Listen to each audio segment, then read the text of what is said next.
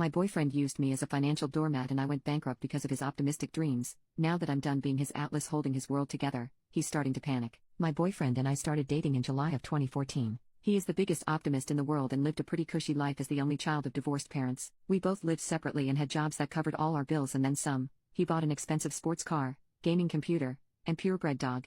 Important later. He was in school, while I had graduated a year before and started work at my first big kid job. Life was great, and the first 6 months were some of the happiest times of my life. The first week of January 2015, he was wrongfully terminated from his job. A new supervisor was on the warpath to replace everyone on boyfriend's shift with his friends and waited until the new year, after the holiday rush was over, to start cleaning house. Government sided with boyfriend during the unemployment claim, and boyfriend started receiving benefits. He decided to focus on finishing school instead of looking for more work. This where the cracks started. He was supposed to graduate that May, but he failed a class and couldn't, so he had to go to school in the summer. In June, his savings ran out and he could either afford his car payment and insurance or rent. His lease was up at the end of July, so I agreed to pay his rent and he could move in with me in July and finish school. He found out weeks before he was supposed to graduate that he needed one particular elective to get out. He had to go to school that fall, too. I demanded he get a job to help with expenses, as I wasn't planning on having to support him for so long. A month or two, fine. 6 months? No. He got a job as an insurance agent for an extremely reputable company at the end of July. Turns out this job is commission-based.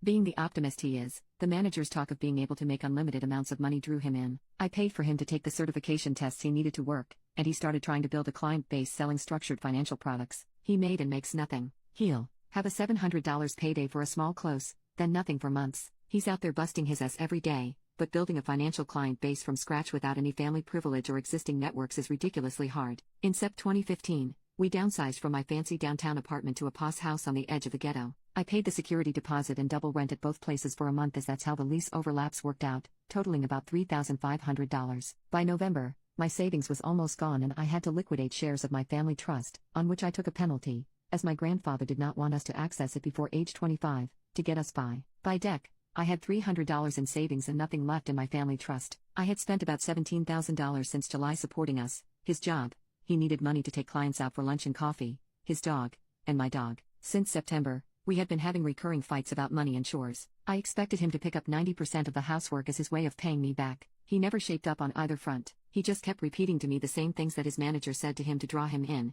It'll get better. Everyone struggles at first. If you hang on, you'll make it. Once I make it, we'll be rolling in it. Every time we had a fight. Every time. 2 weeks before Christmas, we had this fight again and I demanded he do something other than feed me bullshit inspirational quotes. I left the house in a rage and drove to buy cigarettes. I was thinking of who I should text and ask to crash for the night when I got angry. No. I'm not crashing on someone's couch while he lives on the house I pay for, sleeps in the bed I pay for, and eats the food I pay for. I returned home and gave him 10 days to pack his poop and get out. He moved into his dad's house, and I spent Christmas morning chilling with my dog and returning his presents online. We started hanging out again in January of this year, and things seemed to be going well. For his business, enough for him to consider getting an apartment. I told him he could move back in and if we couldn't split expenses evenly at first, he had to get serious about doing chores and sticking to my budget. It was fine at first, but by April, he wasn't doing any chores and I was back to paying 100% of his and his dog's living expenses. He also was about to not meet quota for that quarter and asked me to sign up for a policy and then reverse it after quarter end so I'd be reimbursed. I lost my poop on him. I work in capital markets. I can't afford to commit financial fraud for him. I told him I've sacrificed enough for him. He can't come for my integrity too. Bonus, the friend who he did rope into doing the reverse policy still hasn't been reimbursed. 5 months later, we had another blowout fight, and he majorly stepped up on the chores front, which has sustained to this day. Money was still touch and go. When he didn't get paid,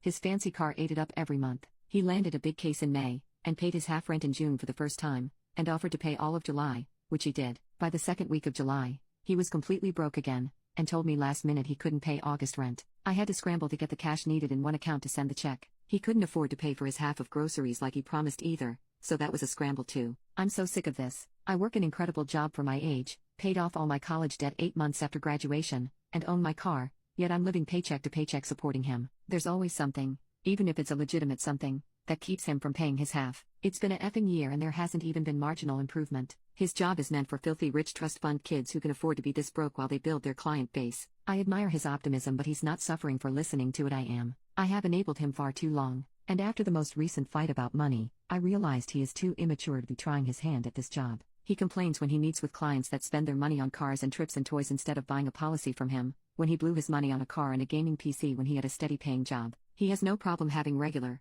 circular fights with me yet won't ask his parents for help because that would be awkward and I don't want to lose his father's respect. He's hurt that I don't trust his promises when he's barely kept any of them, from his graduation date to his bills to chores. He is too immature to see the larger picture, and because I've been enabling him to a fault, he has never needed to because the consequences don't fall on him, they fall on me. Last night, I told him I'm not renewing the lease and am moving out by myself. He followed me around the house pleading with me and asking me questions. How do you feel about me? What about us? Where will I go? What will it take for you to let me come with you? Questions I have answered every single fight. Questions he needs to answer because it's his effing life. I refused to answer them again and went to bed. He stood in the doorway and said that stupid Marilyn Monroe quote about not deserving people at their best if you can't handle them at your worst. I said he was totally allowed to feel that way and walk. He shut himself in the computer room and slept on the couch that night. I can't believe he feels like I'm abandoning him after all I've done. He doesn't understand how hurtful it is when he tries to pay his half of rent and bills by spouting off platitudes about struggle and success. It makes me feel so effing disrespected and I have told him this every fight. And despite having this fight regularly, it's like he's not even listening to me. Why would he? I haven't made myself worthy of respect by being his financial doormat and not sticking to my boundaries. At this point, I feel he is using me as a safety net. He knows I won't let him or his dog starve, so he doesn't make himself care about coming up with the money for food. He is deluded by his optimism so much so that he breaks every optimistic promise he makes to me. He talks about how he thinks a client will buy an expensive plan, but then they get the cheap one and now he can't pay rent. He talks about how he met loads of people at a networking event, but only 3 call him back and he needs money to take them out. He says he's set to get 40% enrollment on a corporate contract, but only gets 11% so he can't pay for groceries this week. I used to think he was lying to me, but now I see he's lying to himself. He hasn't matured at all and grounded his expectations in reality because I've been standing in the way of it. Because of this, I don't trust him to give me a realistic end date to supporting him, because he'll probably be wrong about that too. And now that I'm done being his atlas and holding his world together, he's starting to panic. It bothers me so effing much that he didn't take me seriously until I let the hammer drop on him, as it should have been in the beginning. The irony is not lost on me that he's a broke financial advisor. I missed the first 6 months of this relationship, when he had a job that paid well enough to cover up his financial immaturity. I could have taught him a few things that might have stuck instead of picking up all the slack and mommying the ever-living F out of him. I miss going to sit-down dinners and football games and movies with him. I miss the feeling I had a month after I met him, when I knew I would marry him. Now I'm not sure at all. I'm sad I love him. It's a burdensome tether instead of the inner flame it used to be. And maybe this is my own fatal optimism speaking, but that guy is still there, buried underneath all this bullshit. He just has to grow the F out of it and take his own risks to learn his own lessons. I can't even explain how badly I want the guy I met back. I'm tearing up writing this. I agreed to him moving back in this year because, according to him, he only needed a few more months to make it and be stable, and I wanted that for him so badly so we could go back to enjoying life together. My hope is hamstringing me, just like it's doing to him. Can our relationship survive now that I'm seriously taking steps to ensure it doesn't bankrupt me? Or am I being stupid and thinking anything will change? Will he move in with his dad and just get him to be the new enabler? What am I doing wrong that's preventing him from understanding how I feel? Update. 1 month later. Well, a lot has happened since I made my first post. I guess I'll address it sequentially, since that's how I'm operating right now, moment to moment. After I made that post, I decided to truly cut him off. I changed the Wi-Fi password, froze the credit card I gave him, applied to close our joint accounts, and threw out any gifts I ever gave him. We were planning on attending a dork convention over Labor Day, in Atlanta, for those familiar with the con scene, that I had budgeted paying for both of us over a year ago. I told him he couldn't go unless he paid for his half of the hotel and tickets, $600. Not sure why I did this instead of shooting straight and admitting he was out of his gourd if he thought he could go. Shouldn't have played any games, but I'm kinda glad I did because he told me he'd have $1,000 to me by the end of August. Over text too, in writing. I was floored. Suddenly he can come up with money for a weekend of partying and a chance to reel me back in? I said I would apply that to August's bills, then he could start paying down the rest of the $25K he owed me for supporting him this past year before he could spend his money on luxuries like out-of-state vacations. This was over text, and he never responded, and slept on the couch again that night. That was a Friday.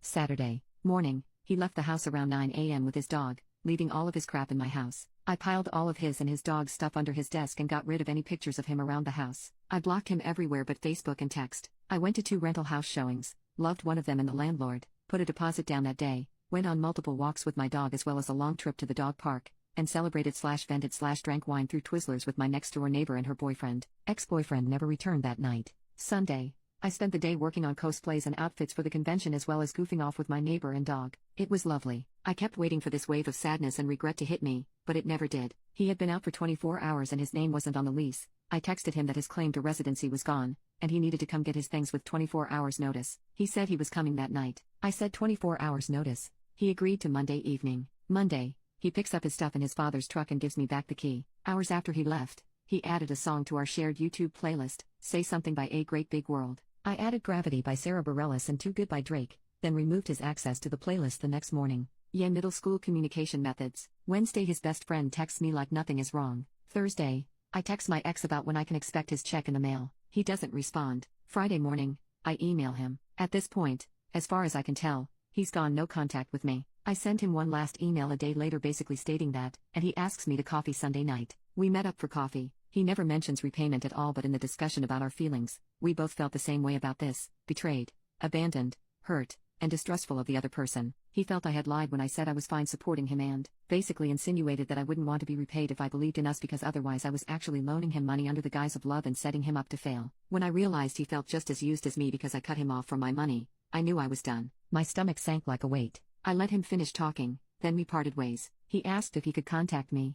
I said I needed a break. The next day I emailed him about the $1,000 he promised me and reminded him he never discussed repayment at our meeting. He didn't respond for days. Then the day I was set to leave town for the convention, he replies saying the money was on the way. Cool, it can sit in my mailbox for 5 days while I'm out of state. Also, during this time he was telling mutual friends we were going through a rough patch, yet my friends were finding him on Tinder in OKC. I partied my tail off for the entire convention, and when I came back, the check was in an unpostmarked envelope in my mailbox. I cashed it and sent him an email telling him such and asked that he use snail mail for future repayments instead of trespassing on my property when he knows I won't be home. I seriously wonder if he was looking for the spare key I left with the dog sitter. So creepy. He replied to that email with some mushy "I love you and I know I effed up things," claiming he is too nice and can't say no and his urge to help others makes him neglect himself and he needs to work on that. It was the most laughable apology on earth. I was so nice and helpful that I couldn't stop myself from draining you of all your money and energy. My bad. I replied, you broke my heart and my bank account. It will be a long time before they're both fixed, and then I hope I won't be stupid enough to trust you with them a third time. I will be responding to emails about repayment, otherwise good luck with everything. He replied, if I could take everything back that I did, I would. I love you, name, with all my heart. I could have prevented it all. I could have taken action, but I let you slip away, and that'll be one of the biggest mistakes of my life. I'm truly sorry for hurting you. I just want you to be happy. That's all I've ever wanted. I moved out of the house we lived into a similar one a few streets away. Moving helped keep me busy enough to not think about this. I threw out all our mementos and pictures and poop in the process, so everything in the new place is all me. Just me. Now I'm settled in and it feels like it hasn't hit me that it's over. I thought I would be crushed, and there were some lonely moments at the convention that caught me up enough to need a cigarette, but I just feel humiliated. I don't even have the urge to check his Instagram. Every time I see a picture of him it just reminds me of how stupid and naive I am for thinking he was my one. I'm also super distrustful of my feelings now because of that. It wasn't a question in my mind when I met him that we'd be together forever. I knew I wanted to spend my life with him, like my name, like a fact. I see cute people out or have great conversations, but I have no desire for anything more because I feel like my feelings aren't trustworthy enough to merit acting on them. They led me so far astray last time. But that's it, I guess. It's over and life is going on.